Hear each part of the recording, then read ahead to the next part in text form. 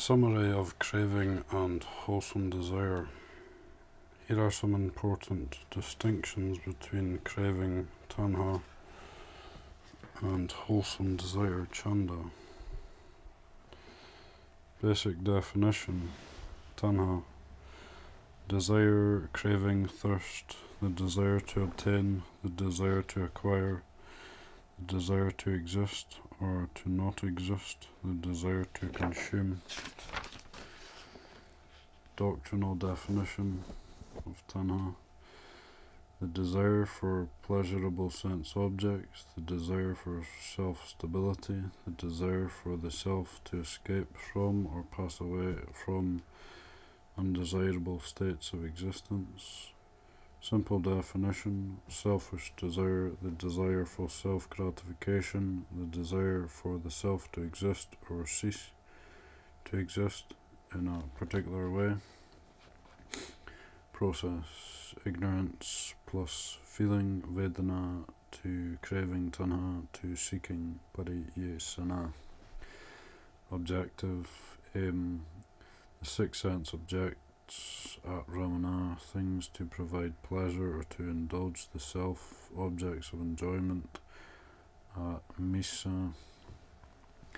Attributes of tanha: it is a self-centered activity, it is acquisitive, it seeks pleasure or things to indulge the self. It is a blind activity, there is no consideration, say, of an object's advantages or disadvantages. Related actions are merely conditional, there is no desire to act. Personal advantage and gain determines the action. Mental consequences: anxiety, agitation, lack of concentration. For instance, one may like something and want to acquire it, and as a result one is restless and agitated. Stress, suffering, mental illness. Sensual pleasure, kama sukha, material happiness. Misa sukha, dependent happiness. Application, way of practice. Tanha: one direct way, craving should be uprooted and eliminated, bringing it to cessation wherever it arises. Control it by increasing wisdom and chanda. 2. Strategic way, rely on craving to abandon craving. Use craving to be a condition for chanda to support wholesome desire. Basic definition of chanda: delight, satisfaction, enthusiasm, love, desire, a love of truth, a love of goodness, a desire for knowledge, a desire to act. Doctrinal definition: a delight in the goodness of things, the desire for things to be sustained in a wholesome and prosperous way, the wish to act in order for the value and virtue of things to achieve their optimal state. Simple definition: the desire for goodness and integrity, the wish to bring about such goodness and integrity. Process: wise reflection, yoni so manasikara, to chanda, to perseverance, utsaha. Objective aim: the truth, dhamma, wholesomeness, virtue, quality of life. Attributes: it is not caught up with a sense of self, it involves dedicated service, it focuses on that which is truly valuable and beneficial to one's life and to all things. It is a consequence of understanding, it is linked to wisdom, it is a source of action, it is the start of action. The direct result of a deed determines the action. Mental consequences: ease, peace, composure. Chanda is conducive to concentration. For example, one may rejoice in someone else's virtue, in a teaching, or in the beauty of nature, and one's mind will be absorbed, tranquil, and firmly established. Conducive to mental health, refined happiness, non-material happiness, nira misa sukha, independent happiness. Application, way of practice. Practice chanda by generating it, following it accordingly. Bring it to cessation by accomplishing the task initiated by chanda. Cultivating desire. Some people like an ordered environment for show, while others like it for its own sake. The former inclination stems from craving. Immaculate surroundings are merely a precondition for sustaining a sense of beauty. One's actions may thus become overly cosmetic or excessive, leading to all sorts of problems. The latter inclination, however, springs from wholesome desire. People who act with craving are interested in defeating other people, while people who act with wholesome desire wish to triumph over their work. Those with craving make grand, attention-seeking efforts at the beginning, but when the excitement fades, they become dispirited and demoralized. Those with chanda act earnestly and in a sustained way until the work is accomplished. A person with much craving will only want to have fun. In such circumstances, there may be complicated factors involved.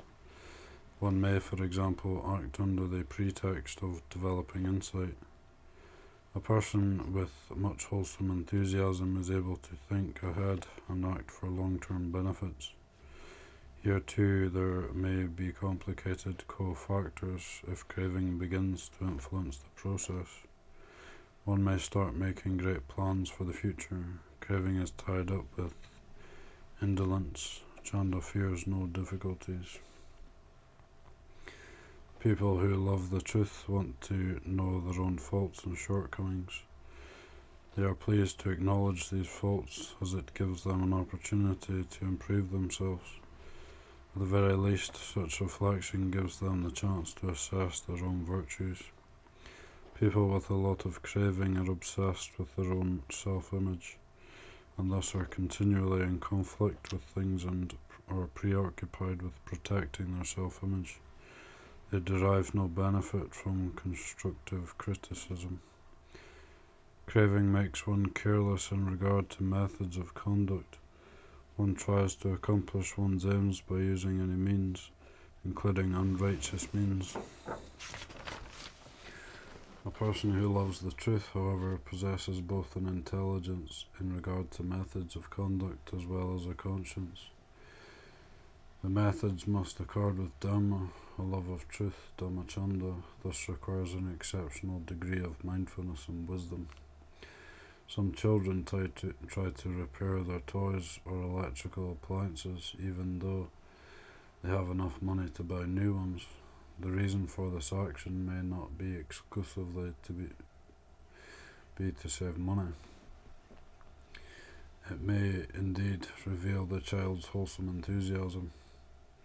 The child desires for things to exist in a good, complete state. At the very least, the child desires the truth, and adults should encourage this behavior. Those who possess an aspiration for truth, Dhammachanda, should beware of too incorrect or erroneous ways of conduct. One allows craving to interfere, one allows craving to replace wholesome desire or to seize control. For example, one fails to solve a problem and then becomes self-deprecating. This behavior is relatively harmless. One has inadequate knowledge or one does not seek wisdom. One who loves the truth must be able to clearly distinguish the truth, or else one may make mistakes. A love of truth and a love of knowledge of truth must thus be paired in order to accomplish one's desired goals. The second factor emphasizes the key Buddhist principle of wisdom, which is central to the path of spiritual development. According to the Buddhist teachings, human beings possess positive and negative desires, both of which are prepared to act as a motivation for action. All virtuous deeds and all actions performed to solve human problems including the act of realizing the supreme goal of Buddhism, depend on the wholesome desire known as chanda. In the same manner, all bad deeds and all actions that create suffering are instigated by craving, which is rooted in ignorance. Therefore, it is the responsibility of all educational and training systems, all forms of Dhamma practice, to promote chanda as an impetus for wholesome action. Such wholesome action leads to a virtuous goal, which in turn provides true benefit and happiness both for an individual and for society. People's minds are prone to follow the currents of craving. If people are unable to cultivate chanda, the love of truth and the love of goodness, as a rival to craving, then hopefully they can at least eliminate some of the evils found in today's society and develop in other wholesome ways. The use of negative incentives as a means of restraint, say by ordering people to refrain from immoral behavior or forbidding them from transgressing certain rules, is inadequate, because to uphold moral principles without wholesome enthusiasm is also impossible. Chanda is a positive motivation and an effective agent for restraining and subduing craving. It is the key to solving all problems and all evils, and it promotes the development of all virtuous qualities. If a child loves cleanliness and order, for example, it will be extremely difficult for her to follow craving and carelessly throw rubbish on the ground. If she makes a room untidy, it is very unlikely that she will leave it in a mess, and if someone else makes it dirty, she won't wait for the promise of a reward before she begins to clean it herself. Wholesome desire chanda can potentially cause suffering for virtuous, unawakened people, and may even lead them to violence if they are under the sway of mental attachment and they have insufficient mindfulness and wisdom. But wholesome desire is a vital motivation for action, and it promotes the development of all virtuous qualities, and therefore should be promoted with insight and understanding. As for the dangers possessed to unawakened persons, there are ways to avoid and to deal with them, which will be explained in later chapters. If a love of truth, Dhammachanda, or a love of goodness, Kusala Chanda, is strong, it can check the force of craving. When subject to craving, one feels jealous, and when one sees others get something one wants, and one cannot refrain from trying to impede them or from causing harm. In a similar way, when one possesses a love of goodness, one cannot stand around idly and refrain from doing good deeds if one has not yet realized the supreme good.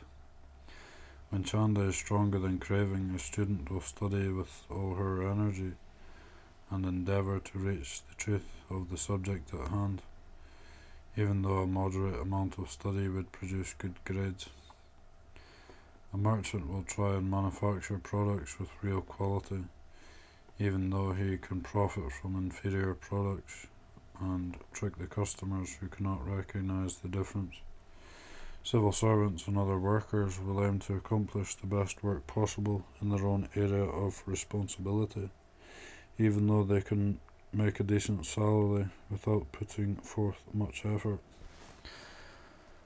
When an employee or co-worker achieves success, a manager or colleague will support this success and share the benefits for the common good, even though he may experience envy, which is a natural process for an unawakened person.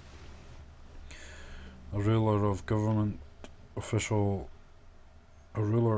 government official will look at the prosperity and highest good of the people and strive to provide them with knowledge and opportunities, even though he knows that by withholding this knowledge or these opportunities he will gain personally and live a life of material comfort. People who can take advantage of others refrain from doing so, because they fear a loss of Dharma more than they fear a loss of personal gain. This is opposite to craving, which prefers to forfeit truth rather than forfeit personal gain. Indeed, it is due to this love of truth that the Bodhisattva devoted himself for many lifetimes to perform meritorious acts for the well-being and happiness of all beings. Because he loved the knowledge of awakening, Bodhinyana, he aspired resolutely towards the truth, Satchidhamma. As Prince Siddhartha, he relinquished his royal comforts and possessions and braved a life of difficulty, cultivating the path of awakening until he was enlightened as the Buddha.